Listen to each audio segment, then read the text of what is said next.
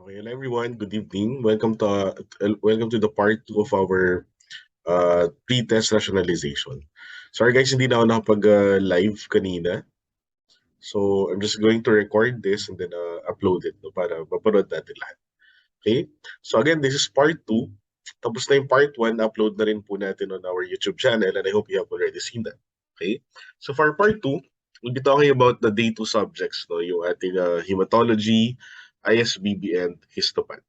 Okay? And again, the questions here are based on the feedback of students who took the August 2022 board exam.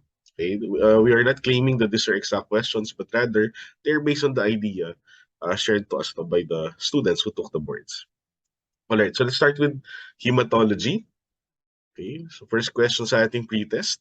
Hematology analyzers can generate either a 3-part differential or a 5-part differential. So you will often hear this no, when you're already working.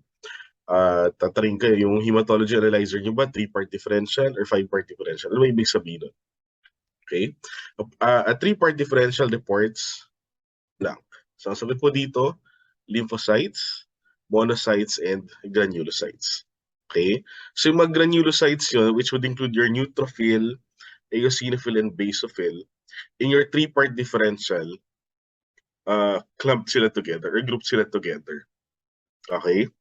But if your machine is reports a 5-part differential, it would now report lymphocytes, monocytes, and then your neutro, AO, and base. So kaya 5. Okay, magkakahiwalay na yung granulocytes pag 5-part differential. Of course, in practice, makikita niyo, mas mahal talaga yung 5-part differential compared sa mga 3-part differential na analyzers. Okay? So the answer here is lymphocytes, monocytes, and granulocytes. Okay? So majority got this correctly. Next question. Megakaryocyte maturation is marked by a mysterious form of mitosis that lacks telophase and cytokinesis, or the separation into daughter cells. And this is called, the answer is endomitosis. Okay, so one characteristic of your megakaryocyte is that it is capable of what you call endomitosis. You do not see this in your WBCs. You do not see this in your RBCs. No, you only see this in your megakaryocyte. Okay, so endomitosis, also known as endoreduplication. Okay, this is the process that occurs in the megakaryocyte during early maturation. In this process, chromosomal materials and other events of mitosis occur without subsequent division of the cytoplasmic membrane into identical daughter cells. So, mas madaling sabi, in endomitosis, yung nucleus mo nagdi-divide, but your cytoplasm does not divide. So, ang end product na endomitosis, parami yung nucleus ng ating megakaryocyte, pero yung cytoplasm niya remains intact. Okay, so as you can see here in our picture, ito po yung megakaryoblast. Then you have your megakaryocyte. Habang nagmamature siya, parami yung kanyang nucleus or nuclei rather. Okay, so this is endomitosis. Okay, this is different from what occurs in your, let's say, neutrophil. Sa neutrophil, isa lang yung nucleus doon, dumadami lang yung lobes niya. But it is not undergoing endomitosis. Okay, unlike dito sa megakaryocyte. Alright, so I hope klaro po yun guys. So endomitosis, you have nuclear division without cytoplasmic division. Okay, so next question, normal value for APTT. So last board exam, no, medyo bumabalik na yung mga questions regarding these normal values. Okay, ang ayoko lang talaga sa mga normal values, magkakaiba kasi depende sa books. So pinaka-tip ko sa inyo guys, memorize just one set of normal values. No, mamili na kayo, is it going to be the normal values in Rodak or in Brown? Basta mahalaga, may isang set kayo na alam. Huwag nyo nang pangarapin na kabisado nyo lahat ng normal values sa iba't ibang libro. Okay, that's just a waste of time. Okay, so for APTT, the normal value would be 20 to 45 seconds. Okay, so let's discuss this test. Okay, so APTT, or the activated partial thromboplastin type, is a test for the intrinsic and the common pathway. Okay, so remember, hindi lang po siya pang intrinsic, no? It can also check for deficiencies of it can also detect deficiencies of coagulation factors which belong to the common pathway. So intrinsic and common po pag APTT. Okay, for the procedure, what we make use of is your platelet poor plasma. Okay, and then your APTT reagent. So sometimes natatanong din, what is the composition of the PT reagent or the APTT reagent? So you have to memorize this also. Ang APTT reagent natin, this is comprised of phospholipid, activator, and calcium chloride. The activators would include micronized silica, ellagic acid, cellite, or kaolin. Okay? So lahat ng mga activators na to, they could activate the intrinsic pathway. Kaya nga po itong APTT, intrinsic pathway yung chinecheck niya or tinetest niya. Okay? It's because of the presence of these activators. Normal value is 20 to 45 seconds. But again, this would vary depending on your reference. Okay? Now for the prothrombin time, yung kapatid na APTT, ang prothrombin time noon po is a test for the extrinsic and the common pathways. Okay? Extrinsic and common naman po pag prothrombin time. Okay? For the procedure, again, our specimen is plated poor plasma. Okay? Plated poor plasma and your PT reagent, which is comprised of thromboplastin, thromboplastin and your calcium chloride reagent. Okay? Itong thromboplastin nyo, this actually activates the extrinsic pathway. Okay? So parang siyang si tissue factor, kumbaga. Normal value is around 10 to 12 seconds. Now, ito yung sasabi ko sa inyo guys, ito naman yung mga normal values from Widmans. So sa APTT, dito sa Widmans, 28 to 40 seconds siya. Okay, which is close naman dun sa normal value na pinag-usapan natin a while ago for APTT. Okay? Si prothrombin time naman dito sa Widmans, 11 to 13 seconds. Kakasabi natin, 10 to 12 seconds siya. But here, it's 11 to 13. So may counting difference but still close to each other. Okay? Tip ko sa inyo guys, as early as possible, no? Sulat nyo siguro sa flashcard to mga normal values na to. Para pagka dumating na yung review proper ninyo, madali nyo na lang balikan. No? And there's repetition. Madali nyo siyang ma-memorize eventually. Okay? Next, which coagulation factor does not belong to the intrinsic and extrinsic pathway? So marami nagkamali dito guys, no? Majority answer 3 and 4. O, tingnan muna natin to. Okay, so si 3, that's your factor 13. Si factor 13, it does not belong to both intrinsic and extrinsic. Tama naman yun. Okay? Hindi rin siya actually part ng common. Okay? Labas siya dun sa mga pathways na si factor 13. Okay? That's why, si factor 13, hindi siya natetest using the PT and your APTT. You have a separate test for factor 13. Okay? Do you remember that separate test for factor 13? Okay, hindi tayo live, no? So walang kausap. But anyway, that separate test for factor 13 is your 5 molar urea solubility test. Okay, again, that's your 5 molar urea solubility test or the Dockert's test. Okay? So factor 13 does not belong to both intrinsic and extrinsic. So tama naman. Okay?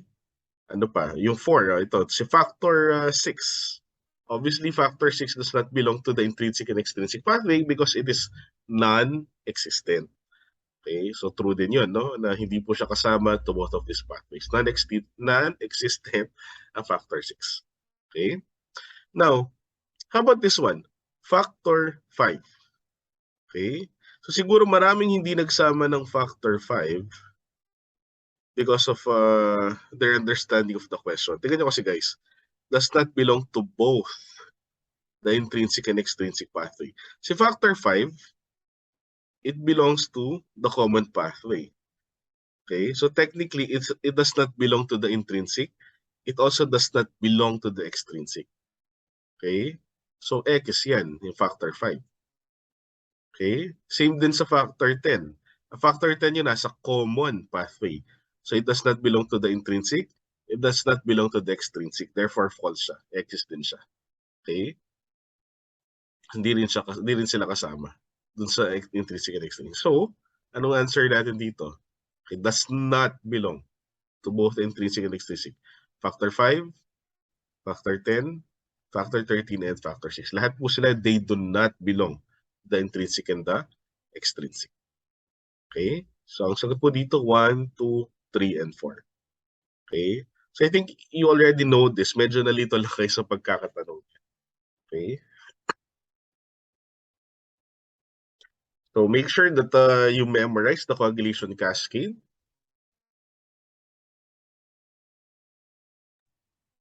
So, remember po, no? You have two pathways. You have the... Nasa may pen ko, sulit natin. You have here the extrinsic pathway, then you have here the intrinsic pathway. Okay? So both of these pathways are actually activated by vessel injury. Upon vessel injury, no, pag na-damage yung blood vessel mo, there is exposure of collagen. This initiates the intrinsic pathway. Okay?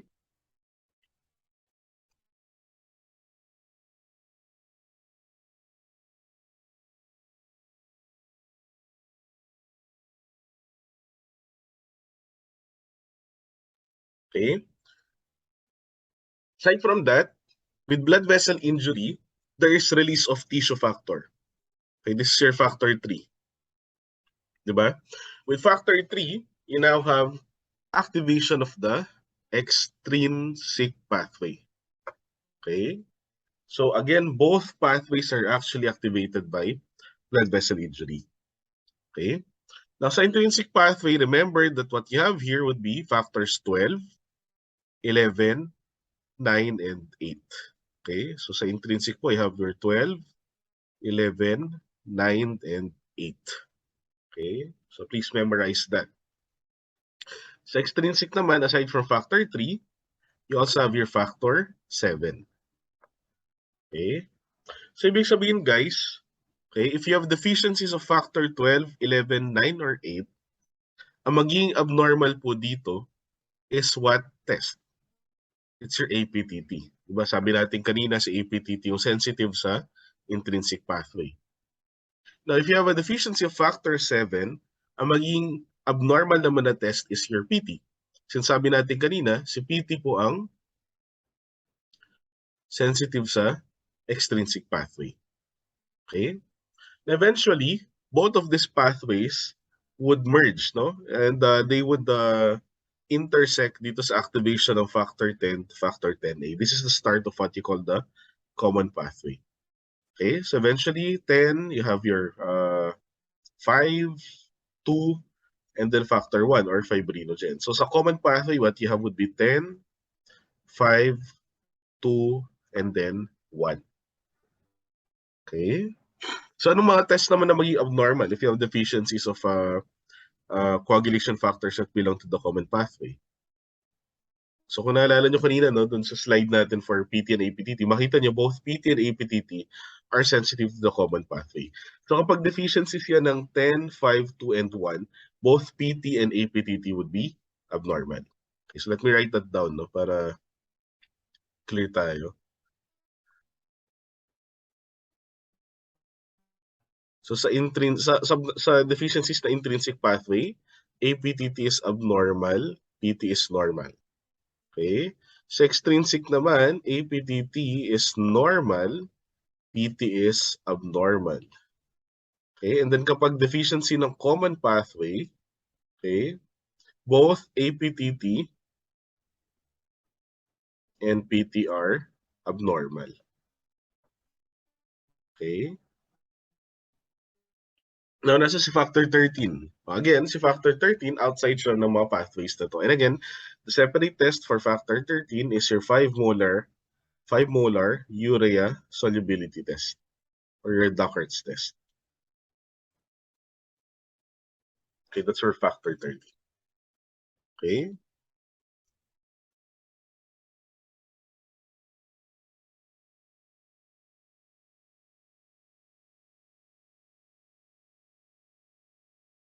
Alright, let's continue. Ayan. The Fab classification used in leukemias is based on 1. Cellular morphology, 2. Cytological staining, 3. Cytogenetics, or 4.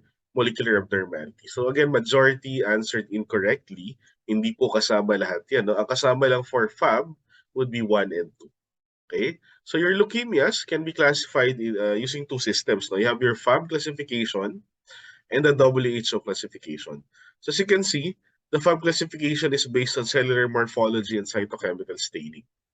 Ang WHO nyo, aside from cellular morphology and cytochemical staining, kasama din yung immunologic probes, cytogenetics, molecular abnormalities, and even the clinical syndrome. Kaya makita nyo, mas complicated itong WHO classification. Okay? And for the purpose of the board exam, you focus here on the Fab. Okay? Medyo itong WHO, mahirap talaga aralin. Okay? Even in med school, no? Ang mas ma-encounter mo pa is yung Fab classification kasi dito sa WHO, which is really complicated. Now, another difference between these two, which is also being asked in the boards, is their definition of what is acute leukemia. Okay? So for the FAB, acute leukemia is defined as having greater than 30% bone marrow blasts. Okay? Sa WHO naman, acute leukemia would be more than 20% bone marrow blasts. Okay? So again, sa FAB, 30%. Okay? WHO, 20%. Okay, so some comments. Again, the FAB classification, it is easier to use and is still widely taught. Okay, ang WHO classification on the other hand, mas concerned dito yung mga ano na talaga, no, yung mga hematologist, mga ganyan, no. This is the standard for diagnosis and of course as a basis for treatment. Okay, so that's it for hematology.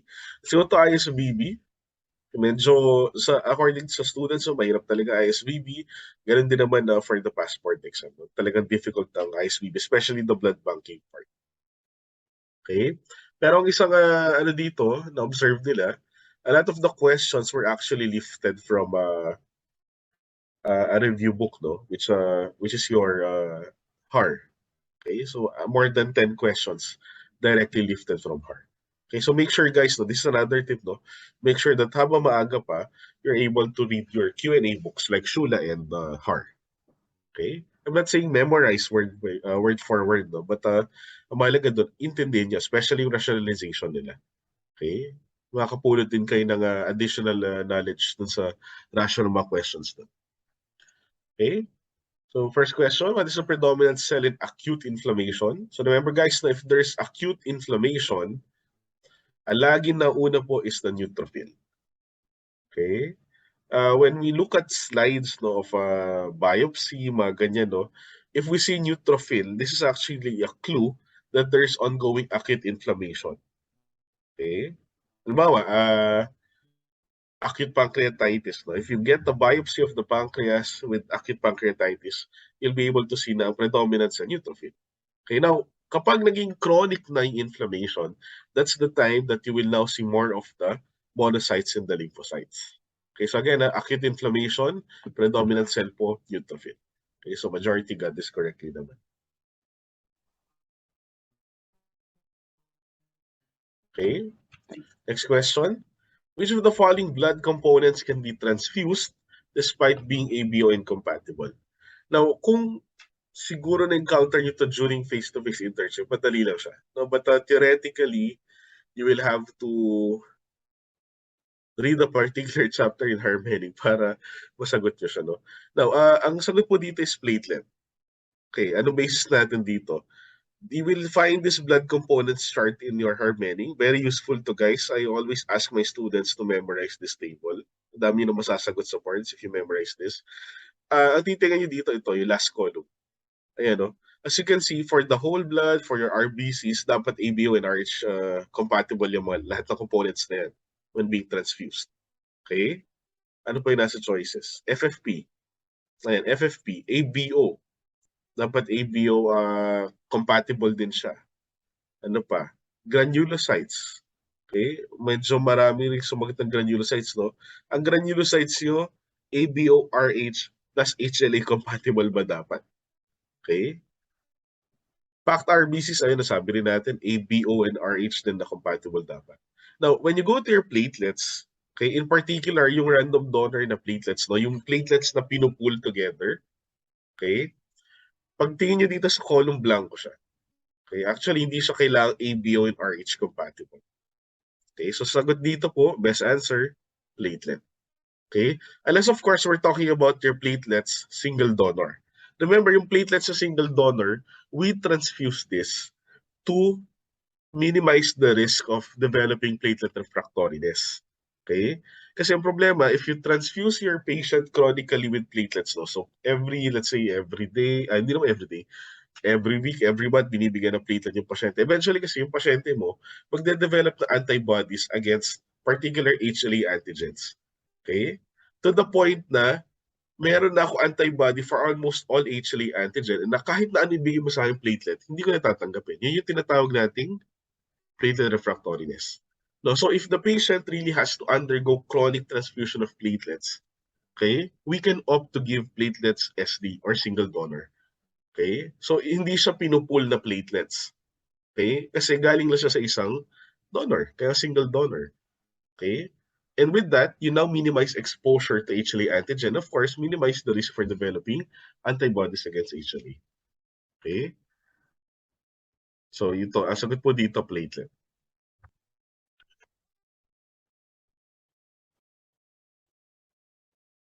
All right.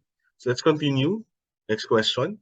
Which of the following HBV markers indicate immunities? The answer here is your anti-HBs, and majority got this correctly. Now, let's review the various hepatitis B serologic markers. Okay. So first you have your HB SAG. Okay. This represents the outer lipoprotein coat and indicates acute infection. So as long as positive po itong HB SAG na ito, you are sure that the patient is having Hep B infection. Okay. Yung anti-HBs, okay, it indicates past infection or immunity from HBV vaccine. Okay? Pag nakakuha na yung patient natin ng anti-HBs or pag naging positive na po yan, alam natin na yung patient mo immune na. So it's either immune siya because of a past infection or immune siya because of the vaccine. Okay? So yun lang pagpipilian yung pag positive ang anti-HBs. Past infection ba or HBV vaccine? Okay? Now si anti-HBC, this represents the core of the HBV. This is important for diagnosis during the window period. So ano ba ibig sabihin na window period? Okay, so let's take a look at this diagram. You have here this your HB SAG. By the way, no, sa x-axis you have weeks after exposure, and then y-axis you have titer. So as you can see, no, early in the infection, HB SAG yung tumataas. Okay, magpipik tapos pababa. Anti-HBs would follow, pero after a few weeks pa. So as you, makita nyo, between this HB SAG, between sa curve ni HB SAG at sa curve nito anti-HBs, meron tayong blank space dito kung saan negative pareho ang HB SAG at anti-HBs. Kung guys, ito, yung part na yan. Diba? So pag tinest mo yung patient during this period, which we call as the window period, akalain mo na walang sakit yung pasyente, wala siyang infection. Okay? Kasi negative HB SAG mo, bumagsak na HB SAG, and at the same time, hindi pa tumataas sa anti-HBs. So how do you avoid misdiagnosing during this time? Okay, you check for anti-HBC. So during the window period, if the patient has ongoing infection, positive po yung anti-HBC during this time. To be specific, the IgM anti-HBC. Okay, so very important again ang anti-HBC for your window period. Aside from that, yung mga patients who have had past infection will also be positive for anti-HBC. So pag nakita mo yung patient na positive for anti-HBs and positive din sa anti-HBC at the same time, you know that that is past infection. Okay? Pero kapag yung pasyente mo positive sa anti-HBs but negative sa anti-HBC, yung immunity niya is due to your HBV vaccine. Ako nyo guys, ulitin ko ha, pag past infection, positive pareho yan. Okay? Pero if the immunity is from the HBV vaccine, ang positive lang ay anti-HBs.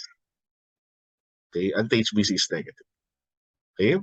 Next, HBe antigen. This is associated with HBV replication, and it indicates high titer infectivity of the serum of the patient. Okay?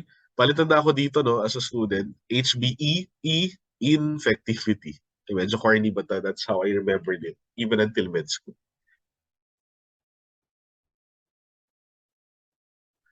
Okay? Anti-HBe, not so much being tested. The presence in the serum of HB subcarrier suggests low titer of HBV. Then you also have your HBV DNA, which indicates active replication of the virus. Okay? We test for this, no, in monitoring response to therapy. Of course, if the patient is undergoing treatment for Hep B infection, okay, dapat itong HBV DNA natin, pababa na pababa yan. Okay? Para sa HIV lang din, no? Yung HIV RNA nyo, when the patient is undergoing treatment, dapat bumababa din siya. Okay? So again, used to monitor response to therapy. Right? So I hope na-gets itong curve na to, no? So again, you call this period the window period.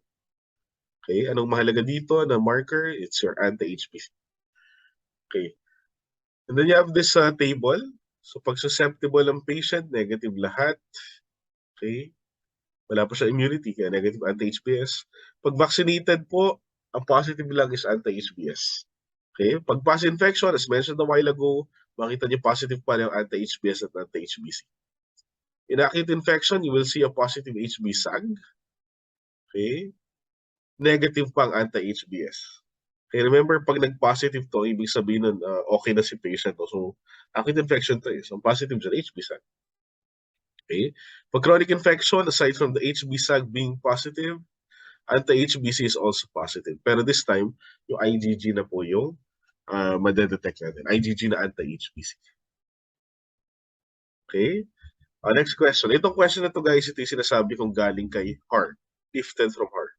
Okay? So what is the main difficulty associated with the development of an HIV vaccine? Are you aware of this?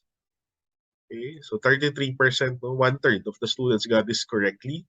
Okay, the reason is that there are different, there are different strains of the virus, and these are genetically diverse. Okay, so we'll have to develop separate vaccines for these strains, and napakarami nun and very impractical pa as of now. Okay, but hopefully we'll be able to find the vaccine which would be good for all of the strains, but sa ngayon wala pa. So again, itong question na to guys, galing kay Har. I'll just give you an example. Okay, and I'm giving you a reason, no, for you to study HAR as early as possible. Okay, next, what would be the result of group A blood given to an type O patient? So pag type O ka, okay, drawing lang natin, no, para ma-imagine nyo. Yung type O patient natin, meron po siyang anti-A and anti-B antibodies. Okay, so remember, no, kung wala yung antigens, or if we're talking about the ABO group, if you do not have the antigens, you have the antibodies against those antigens. No? So for the case of your O patient, kaya siya O kasi wala siyang A at wala siyang B. Therefore, meron siyang anti-A, meron din siyang anti-B. Okay? Now, yung group A blood nyo, okay, we're talking about the RBC. The RBC would have the A antigen and the and no B antigen. Okay, so meron yung A antigen but no B antigen. So if you give this to a type O patient, eventually yung anti-A sa ating type O would attack the A antigen on our RBC. And this is immediate. Bakit? Remember yung mga ABO antibodies nyo, they are naturally occurring. Okay? You do not need previous exposure para mag-develop sila. Nandyan na sila agad. Okay? So magkakaroon ng immediate hemolytic transfusion reaction. Okay?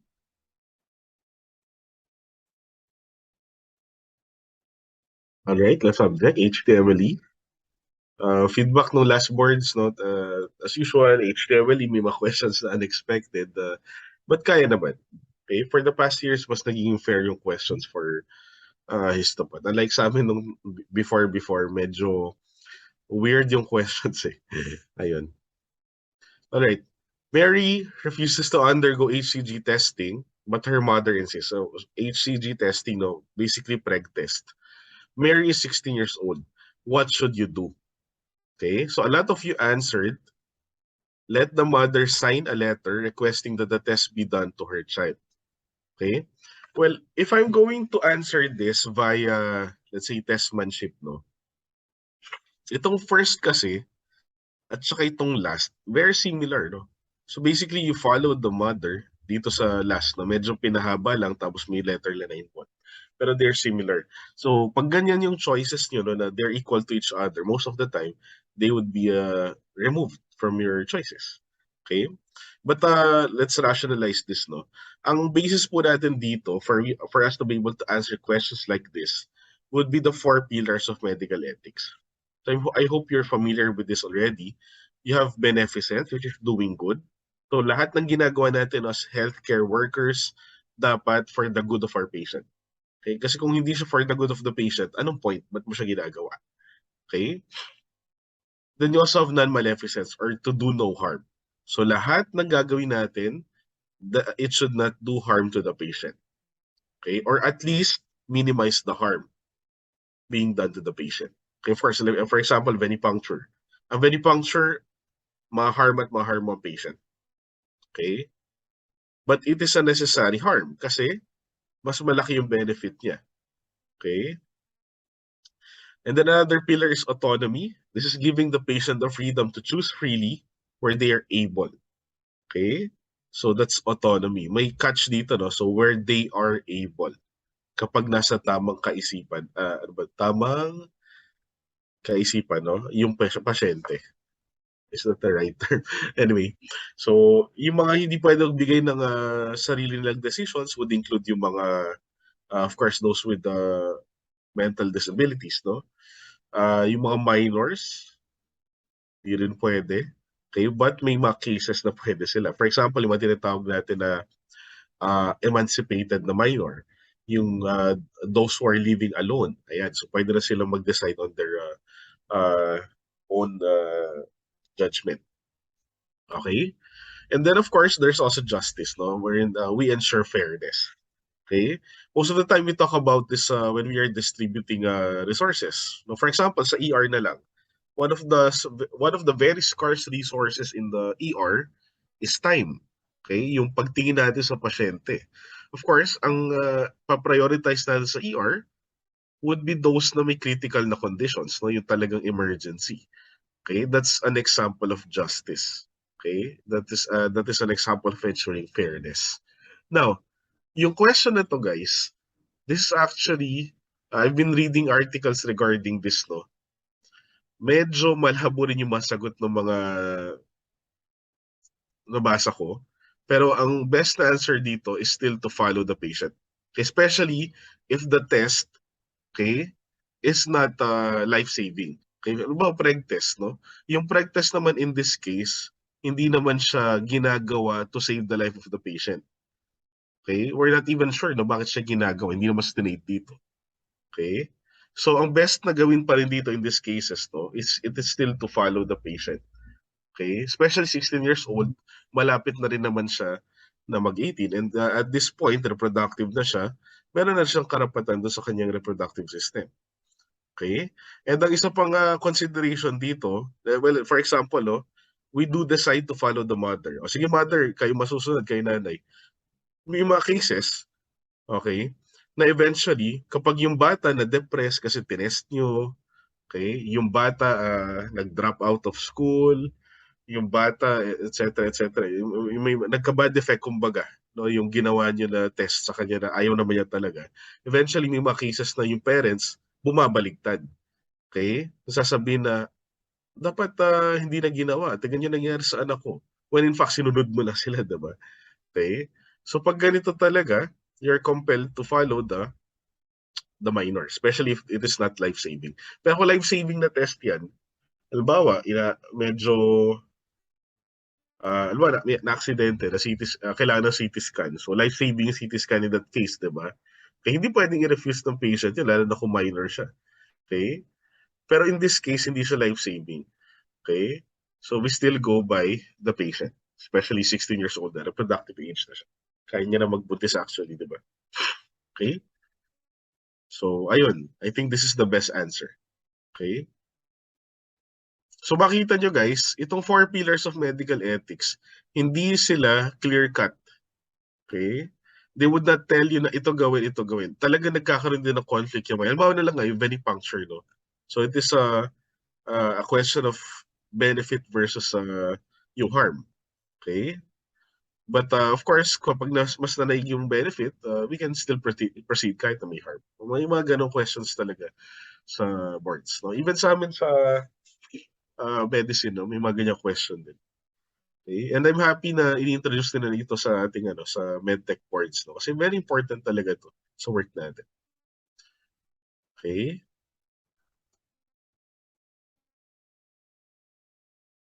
Okay, next question. This autopsy technique is characterized by in situ dissection. So these are the four autopsy techniques. Okay, ang gumagamit ng in situ dissection is Rokitansky. So, daanan nyo na lang to guys, no? Si Virchow po, okay, organs are removed one by one. So, yung keyword nyo dyan, one by one. Rokitansky, in situ, okay? Si Gon naman yung en bloc removal, okay? And then si Letul, okay, would be removal and mass.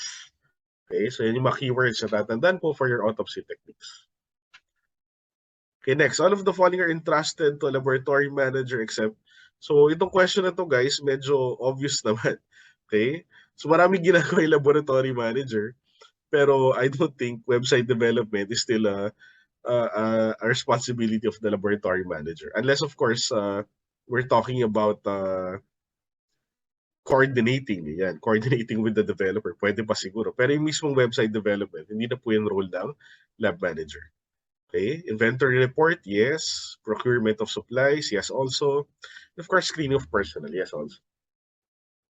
Okay, next, reference laboratory for toxicology and micronutrient assays. So may mga tanong na ganito guys. The answer is East Ave Medical Center. So I have your list of the various reference laboratories. Okay, I want you to go over this one also. Okay, you have your NKTI. This is our reference lab for hematology, coagulation, immunohematology, and automated urinalysis. Lung center naman po is clinical chem. San Lazaro Hospital in your SACL, you have your infectious immunology, HBsag, HIV, and HCV. East Ave po for toxicology, micronutrient assays, and water analysis. RATM, microbiology and parasitology, and then the heart center would be for anatomic pathology for cardiac diseases. Okay? May isang question pa regarding this eh. Ano daw yung ginagawa sa laboratory na hindi na kailangan ng reference lab? Ano kaya? Clinical chem, nandito. Hematology, nandito naman. May mga serology din. Ang hindi kasama dito guys, yung manual urinalysis. Tingnan nyo, wala tayong reference lab for manual na urinalysis. Ang meron, reference lab for automated urinalysis, which is your NKTI. Okay? Okay, last question. First school in the Philippines to offer a 4-year course in medical technology. So this is your Philippine Union College. Okay, so the first 4-year BS degree course in medical technology was offered by the Philippine Union College, which is now known as your Adventist University of the Philippines. Okay, yung mga taga-Adventist dyan, comment na, wala kasing hindi tayo live, no? So comment na lang kayo guys, no? Mga taga-Adventist. Kayo po yung first school to offer a 4-year BS degree course in medical technology. So this was in 1954 and was done through its sister establishment, which is the Manila Sanitarium. Okay? After 2 years, the said school graduated its very first graduate, which is Dr. Jessie Umali, who became an obstetrician gynecologist and is now the owner of your Omega Laboratory located in Vito Cruz, Manila. So natanong na rito no, yung first graduate, si Jessie Umali. Okay? So that's it. Okay, we're done with this rationalization. So I hope guys may natutunan kayo from our pre-test ratio. Okay? After this, we'll be having lectures no, on specific subjects na. Okay? So thank you once again and have a great day everyone. And we'll see you soon.